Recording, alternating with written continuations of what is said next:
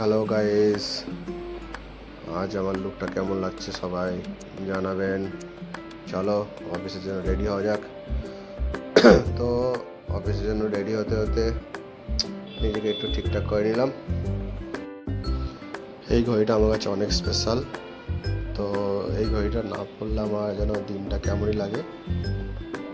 তো স্প্রে নিজেকে একটু সুগন্ধ করে নিলাম, গন্ধ থেকে সুগন্ধ করে নিলাম, একটু নিজেকে সাফ সুতরা করে নিলাম। তো বন্ধুরা, আজকে লুকটা কেমন লাগছে সবাই জানিও।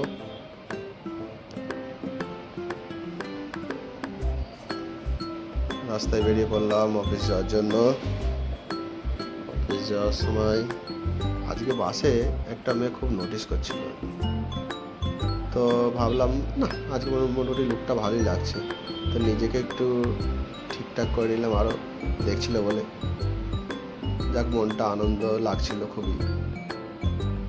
কি আর করা যাবে।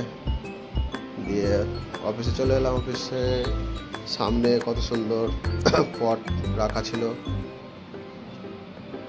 इधर भी कोई नहीं है, उधर भी कोई नहीं, सुनसान रास्ता।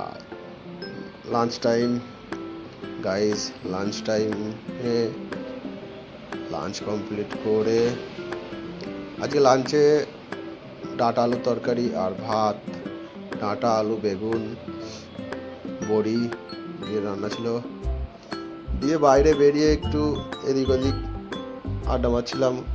যে যার সাথে কথা বলছিল, কেউ বউয়ের সাথে কথা বলছিল, কেউ গার্লফ্রেন্ডের সাথে কথা বলছিল। আর আমি একটা নতুন কাজ শিখছিলাম। সামনে দেখলাম একটা দাদু দাড়ি কাটছে। তো ভাবলাম সেটাকে দেখি বসে বসে। দিয়ে মাঝে সাঝে আমিও মনে করলাম আমার দাড়িটা কেটে নিলে কেমন হয়। টাইম নেই, তাই অফিসে চলে এলাম। টি টাইম এখন। এক চুমুকেই যেন মনে হলো ও কত মজা। কাজ কমপ্লিট করে অফিস থেকে বেরিয়ে পড়লাম।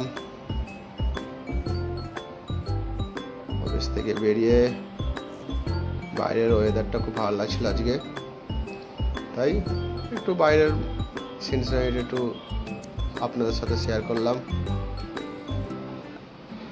দিয়ে বাস স্ট্যান্ডে চলে এলাম। চলো গাইস, আজকে এইটুকুই, আবার কালকে দেখা।